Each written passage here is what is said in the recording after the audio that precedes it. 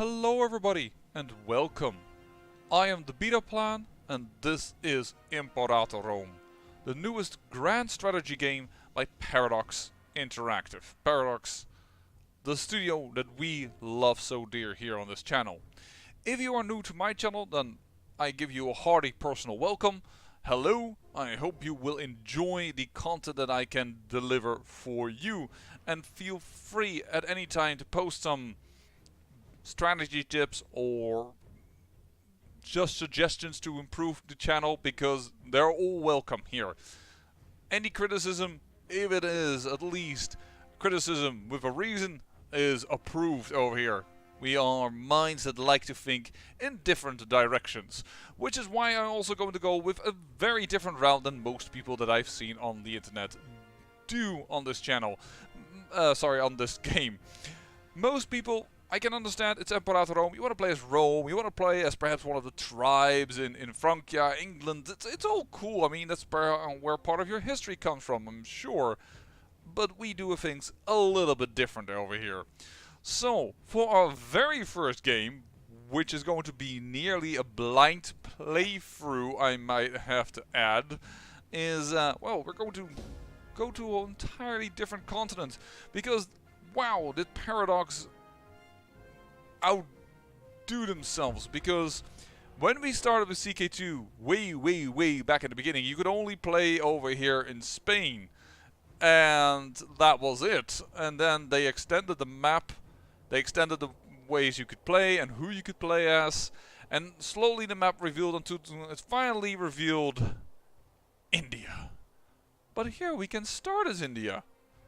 We can start even as Tibet, or at least countries within Tibet, because, well, these were added in one of the latest expansions of CK2. Not Holy Fury, mind you, but the one before that, Jade Dragon. But yeah, here we can immediately play as them. And yes, the game suggests Rome, Egypt, Carthage, which is apparently a little bit more difficult, despite being huge on this map. You can see what is highlighted, it's quite big.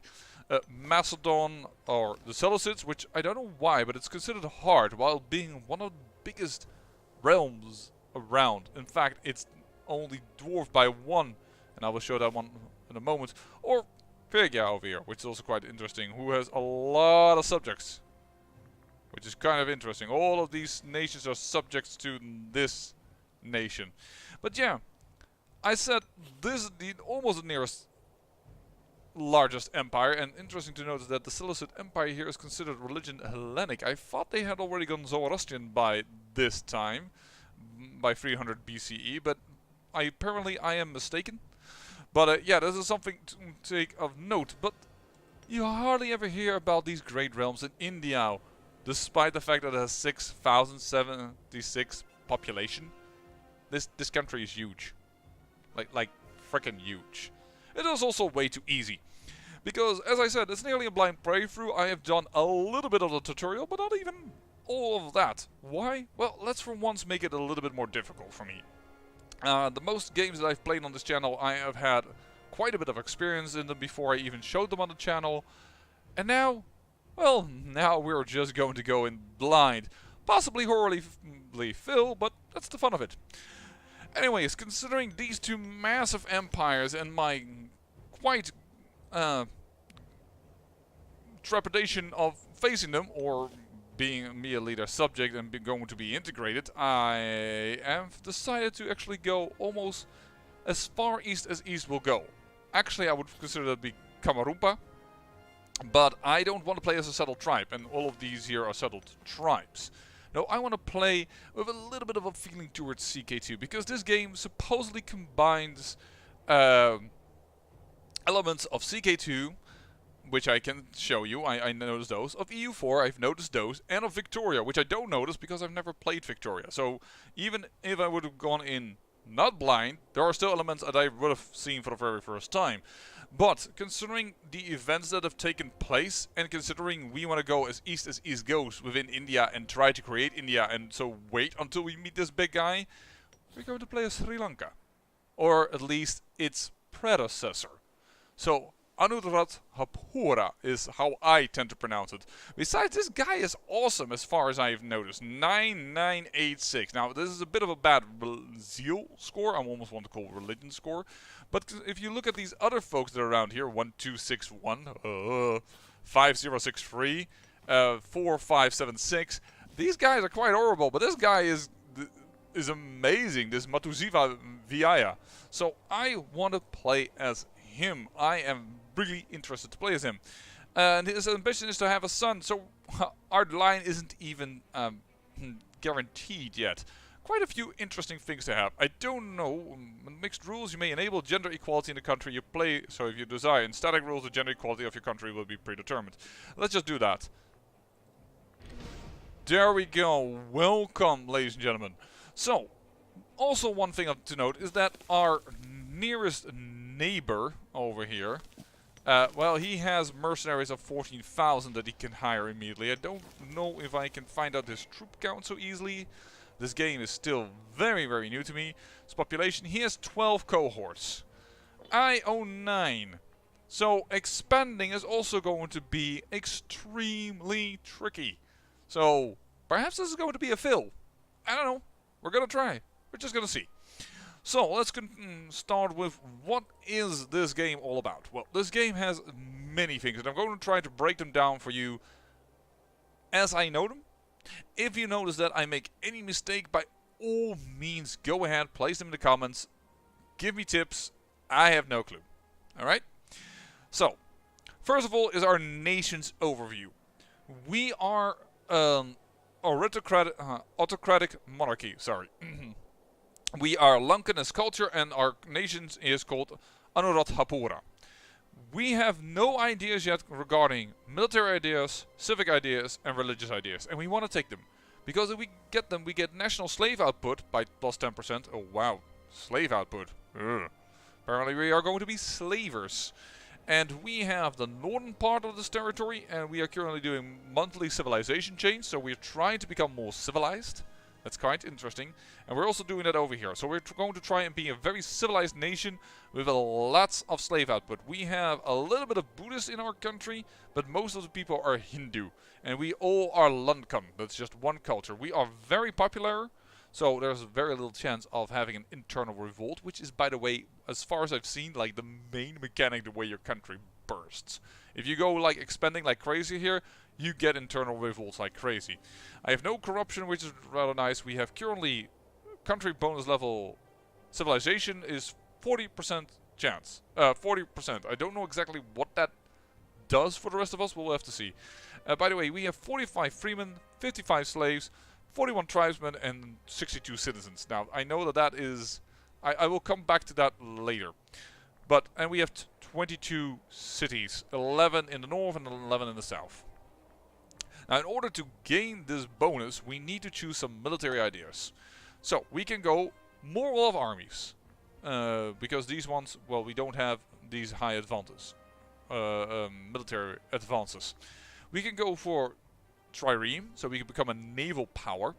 We can go with ordered retreat, reinforcement speed, and moral recovery of army. I would like to become... I wouldn't mind becoming a naval power, but I don't know if I block the strait over here. This seems like it is tied together. So that even if I have a strong navy, this man could just come over here and kick my arse. So basically, what I've decided to do is not go that route. By the way, we have war elephants. Yeah, we do. We have war elephants. Don't know if this guy's cohorts are all war elephants. But that is interesting to note. So, considering that, I will go with... I reckon moral of armies. Yeah, let's do that. Moral of armies. So, civic ideas. Building cost is lowered. That is interesting. National commerce income. And national slave output. We do like slaves. Considering we also get national slave output over here. So, let's go for national slave output, I guess. I mean, I do like building costs also. It depends on how well my income, what's my income from commerce. Very, very poor. And currently my balance is very bad. My army maintenance is so high that I'm having an issue with it. Okay, so let's do national slave output. Let's do religious ideas. We can have country civilization level goes up and monthly civilization change goes up even more. We could get loyalty of subject states. We don't have this. And we can, an origin myth, gain popularity. You know what? Let's go civilization. Let's go 50% civilization. We are a very civilized nation. I wonder if my neighbor is that civilized. Can I see that? Well, he hasn't chosen any ideas yet, so that's kind of hard, I guess. Improve opinion, neutral stance, diplomatic relations. Where do I see civilization? I don't think I can see that. He is, by the way, he is bigger than me. I've not chosen the easy start for me. We don't care. So this is our government. You can see this if you know our CK2 rules. You know it's how to say our council. And interesting to notice is that despite that we are an autocratic monarchy, our heir is this man. But we can look at our characters. Show families. Yeah, I have a wife, and I only have a daughter, which is might be why we do not have an heir right now. Interesting. Support. He's very ruler support for the primary heir. Yeah, he likes me a lot because of that. Second in succession order, third in succession order, fourth in succession order. They're not too happy about that. We have a scorned family. Every family expects to be paid 2% of the state income. Since this is not the case, this family considers themselves scorned, and if all of its eligible adults employed by the state, they will not be considered themselves scorned. And they lose monthly loyalty. So we need to see if we can make this family a little happier. And this is also a scorned family, apparently. And we have a few others as well. Wow, we have a lot of scorned families. In this game also, if you have a general and he doesn't like you, well, you got a problem. I can put myself in as the leader, but I can also put in one of those scorned guys. Or this, for instance. Let's put in you. You were supposedly scorned, I believe. But now you're not, right?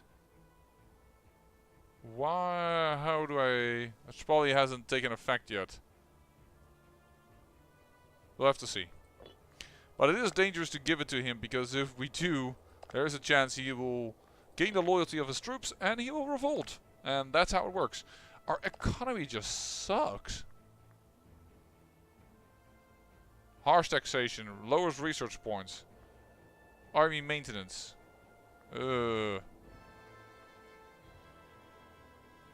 What is so much causing this issue? We can't convert points here. But we have a negative balance. Well, maybe we have to start the game to see if that works. We cannot take yet any military traditions because we don't have the proper points for that. He's from a scorned family, so he also really needs to get himself a job.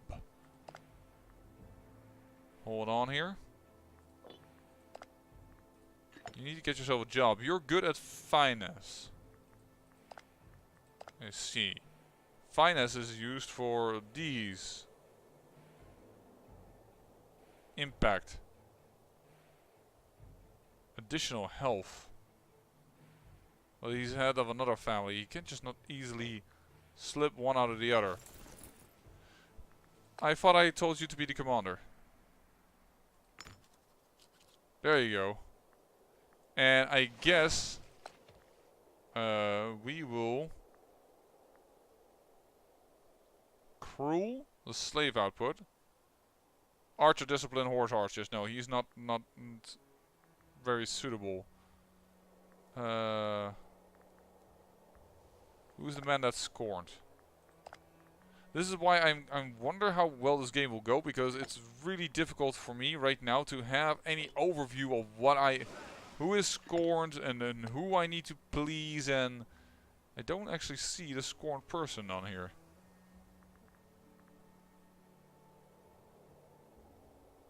Loyalty gain chance. Oh, so his armies tend to get loyal to him. That could be a dangerous thing to have happen.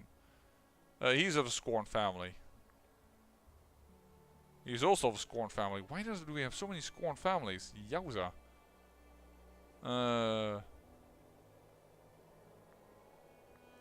We'll give it to you. Now you're not so scorned. So we can take religion. That is, we can get an omen. If we can choose for an omen, we can get an additional bonus. I am quite keen on getting national population growth right now. Because commerce, income, we know that isn't very good. We really have taxes. That's the whole thing. So if we ever want to do it, we want to get taxes, not this one. National tax. This one can be decent. We might need to do that though. Let's just run the game for a few seconds. There you go. What is our income right now? Still poop. Alright, we'll get some tax income.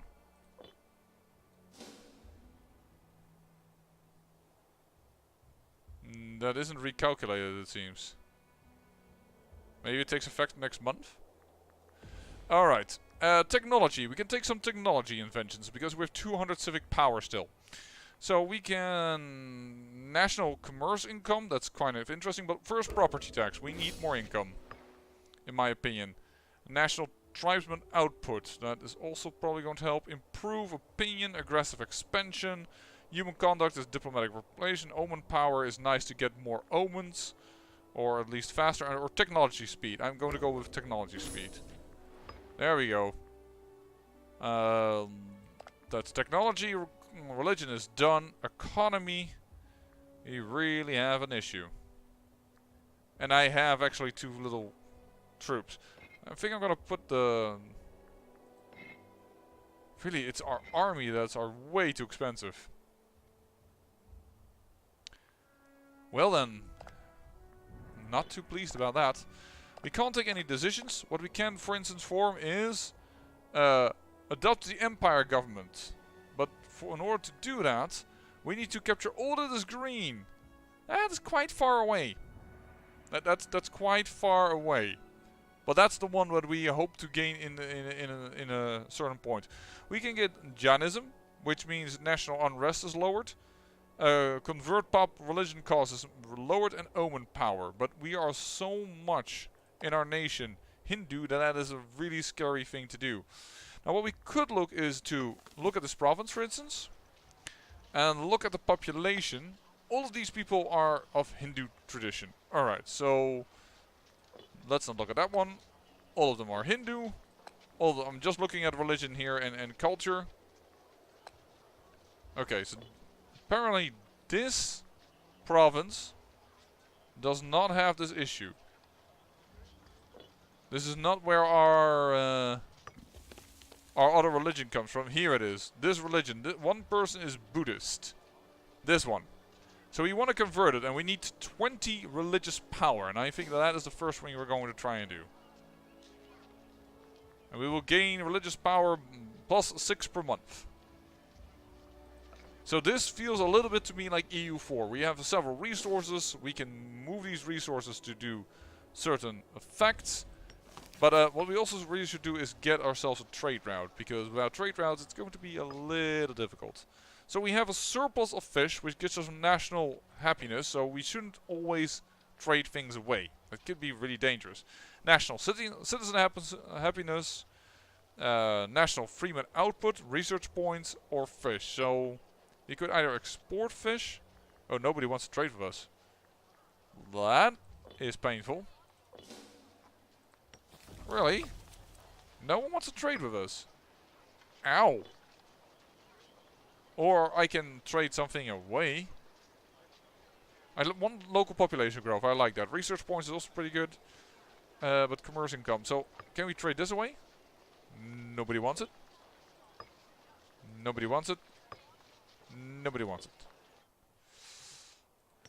How about over here? What do we have here as a surplus? Gemstones, local tax. Very good. Commerce income or local defense fort. Can we trade this one away? No, oh, wait, I need apparently civic power in order to create a trade route. That's why there is an issue. Okay, I didn't realize that. Oh, and we are suffering attrition over here. Why? Because our supply limit is 16. Does it count the boats?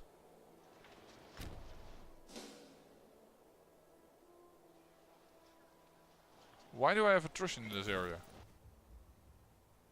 Oh, because the elephants are double, right? That's it. So, we'll have to put them over here.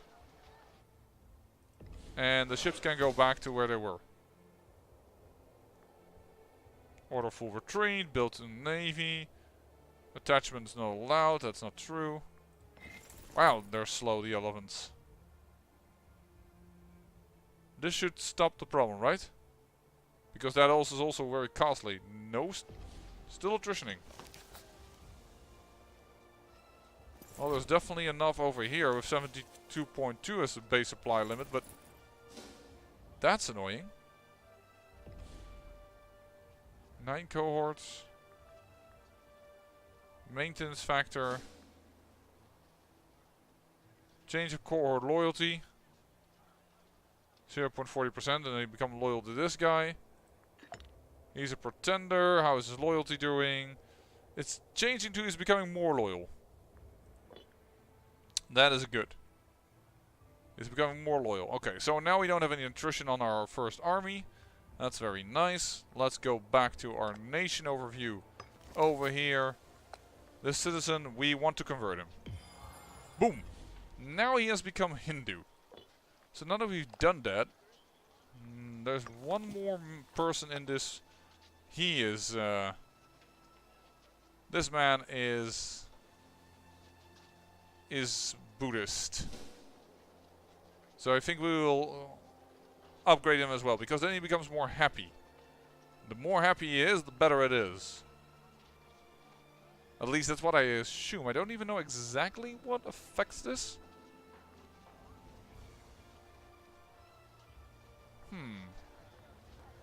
But I'd rather have a unified culture. And I don't think we need much of the rest right now. Maybe we can bump up the speed a little bit. Ooh! Matusa Vijaya is a man who always possessed a certain innate cunning. Recently, however, that has blossomed to fully fledged ability to manipulate even the most stubborn person into doing his will. We have become shrewd. No, not me. Who has? Vijaya. No, that's me. Do I need to click on this in order for that to take effect? Yeah. I lose zeal, but I gain finesse. Alright, interesting to see. So, what we're now going to do is we're going to pause it. We have at least the proper power to convert this guy. It is not possible to do this while an event demands your attention. Okay. The court is bustling with sycophants, claimants and pretenders. It is of little surprise, therefore, that two of the most ambitious claimants to the throne of Anuradhapura have found themselves at odds. These conflicts have a way of getting out of hand. Perhaps we ought to step in and limit the potential for escalation. Ha! Let them see you fight. And they will become a rival. This man is getting more loyal to me and he is the commander of our troops. This man is also getting loyal to me because he's the primary heir, but that's the only reason. You are humble. You are arrogant. I don't know what prominence does for you. I know that there's a discord, but I don't know what it exactly does. Prominence represents the fame of the character. Jobs and titles help bring character to public attention. And this guy is also increasing, so that's not that weird.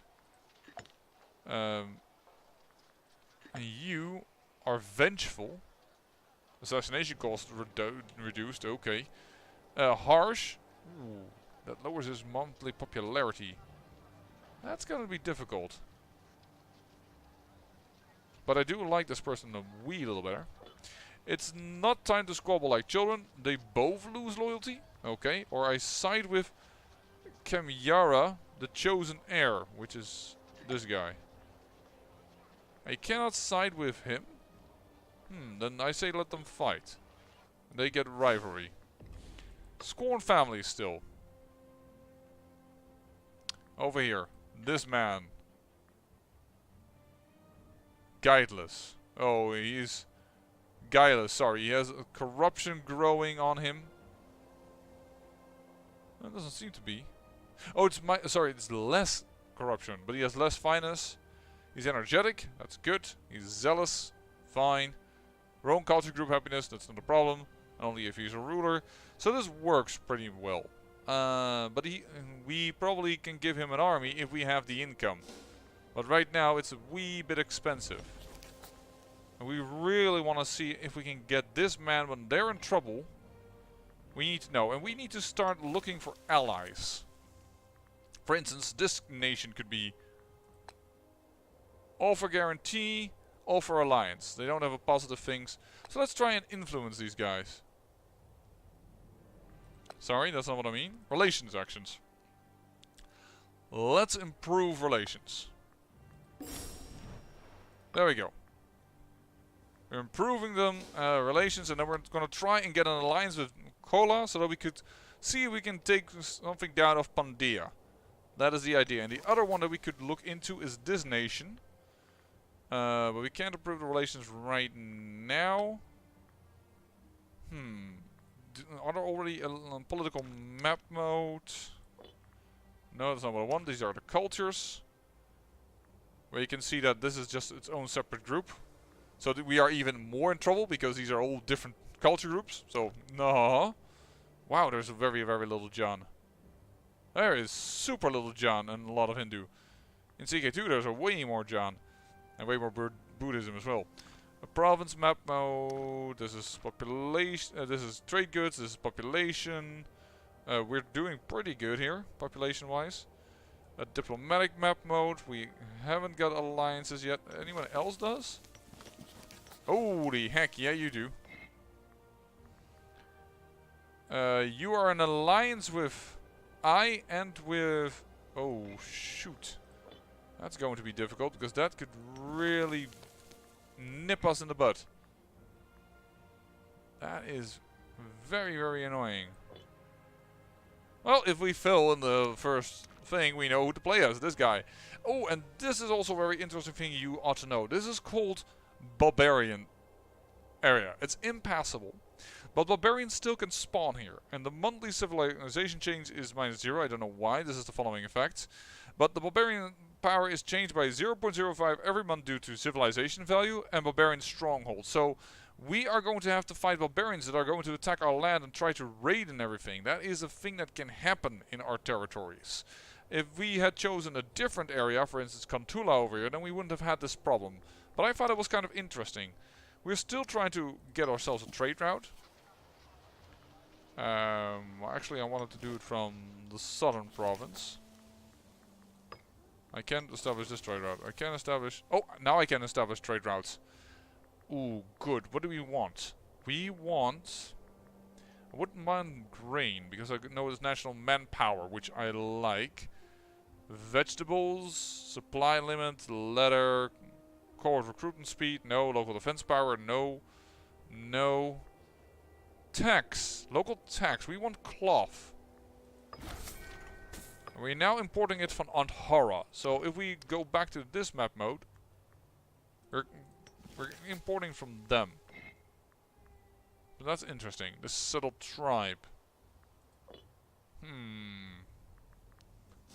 Hopefully that will change everything a little bit for the better for us. Yeah, it does. 1.86. We pay, of course, for the trade route, but we are doing, for the rest, we're doing fine. So their opinion of us is currently -8. Because different culture group, but same religion and improved relations. We're trying to get up there. We can offer an alliance. And we are a local power. Different ranks cannot sign formal alliances. Ow. I did not realize that.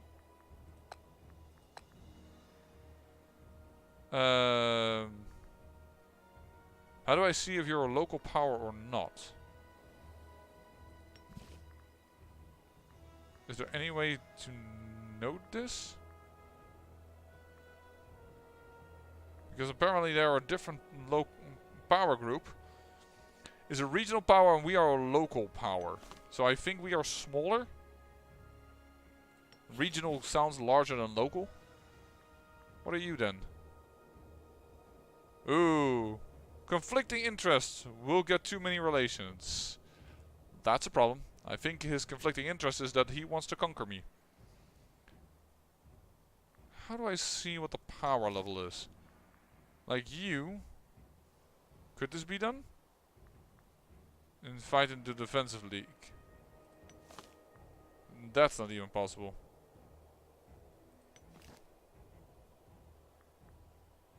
How do I see what power you are? Neutral stance is not what I meant. Indian traditions.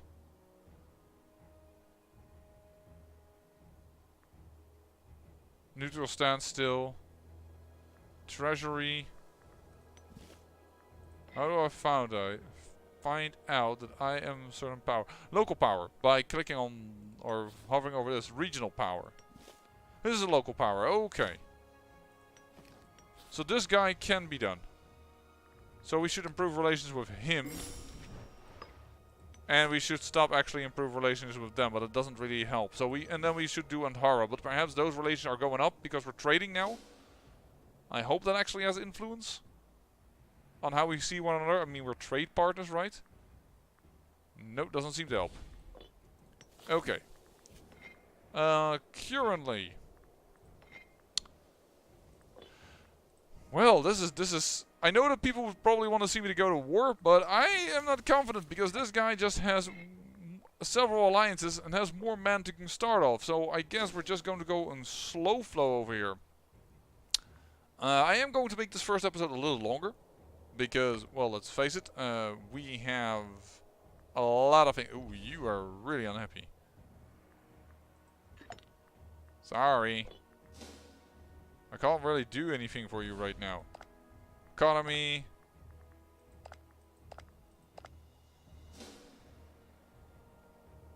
Oh, further to 45. That's ways away up from now. We can hire mercenaries. We do have a lot of mercenaries available to us. Can I see your location? Because if we do that, we could hire all of a sudden these 14,000. You need to have at least 2 times the disband cost for all mercenaries, including this one, in the bank to sign up a mercenary.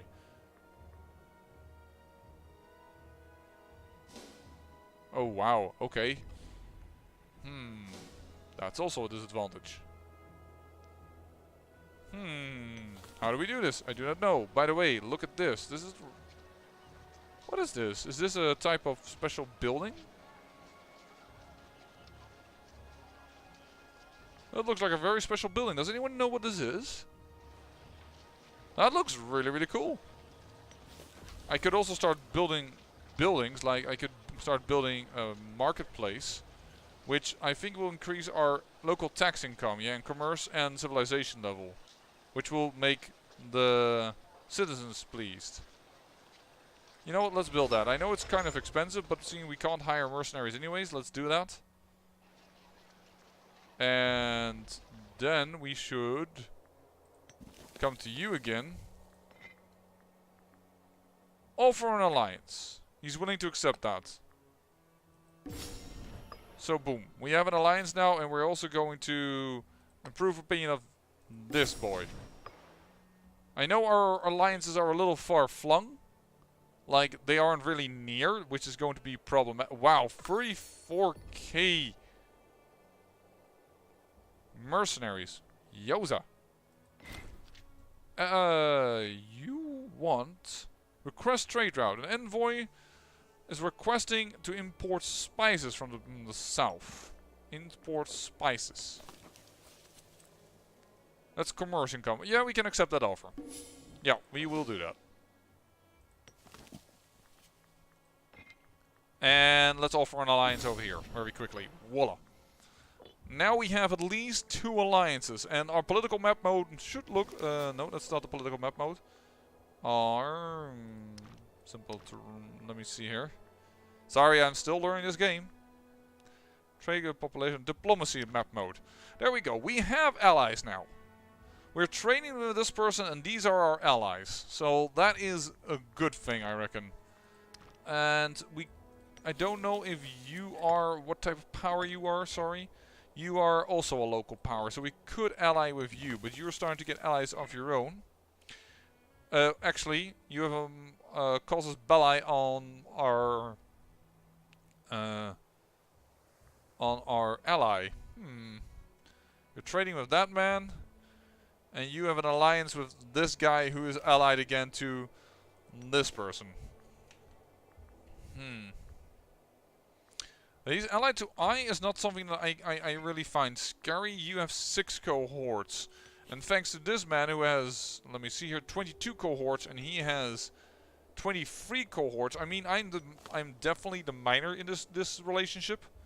Like he only 3 cohorts, Cola?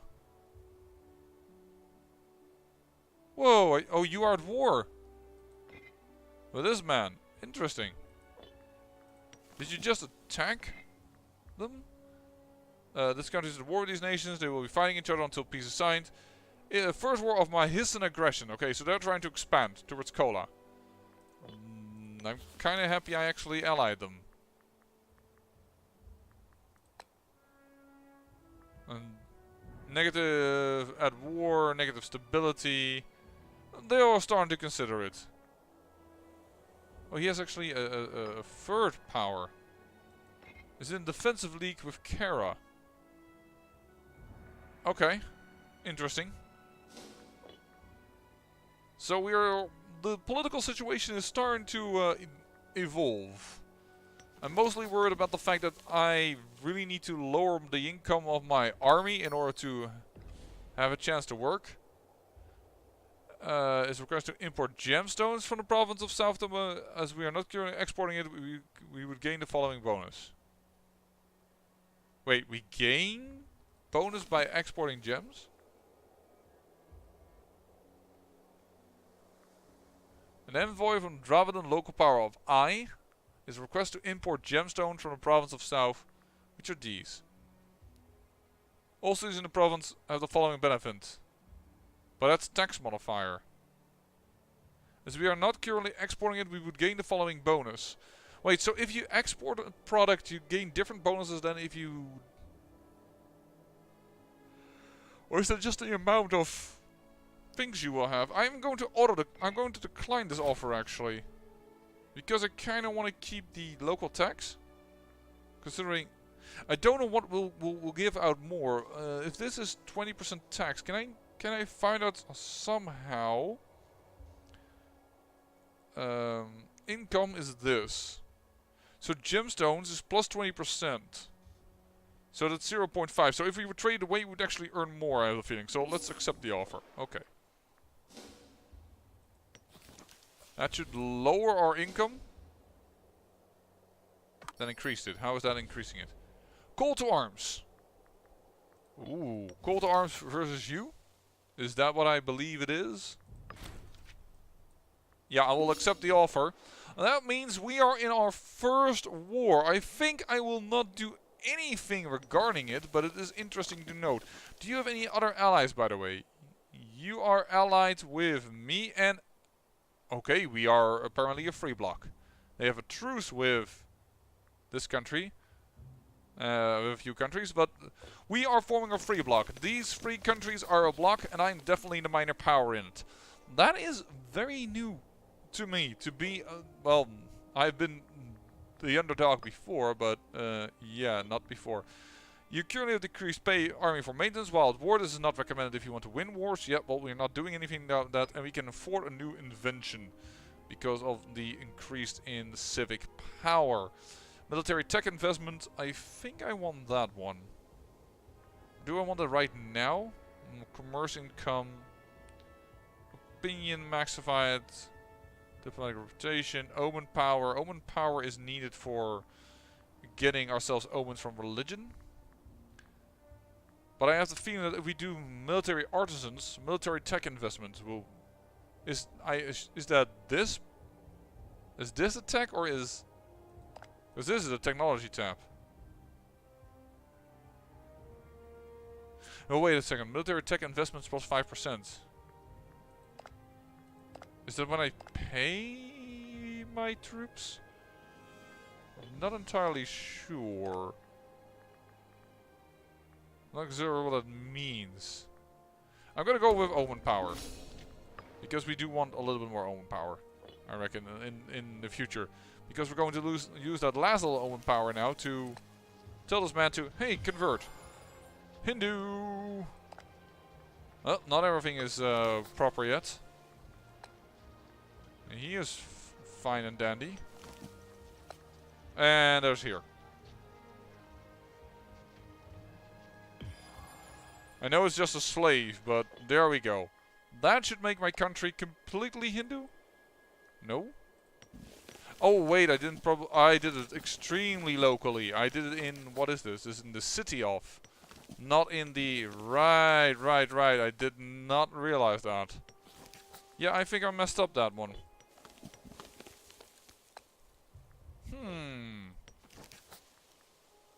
I can upgrade this person apparently. Let's see. Okay, so I didn't make a mistake in that regard. Well, good to know. We'll be making mistakes, a lot of them. I'm totally new to the game, but I am going to end the episode over here. I know it's a little longer than I used to do. I normally do about 30 minutes, but it's our first game ever in this thing. I'm going a little slowish. I'm sorry. I'll have to see if I'm going to actively participate in this war, but I don't think so. And I think I rather am going to wonder if what these guys will take, if we can consider going to war with Punjab. So if we might want to create, I don't know, some claims. We need 200 oratory power for that. That is quite a lot. Okay, well, that's going to take some time. I say thank you for watching, and remember, great peril yields great beauty.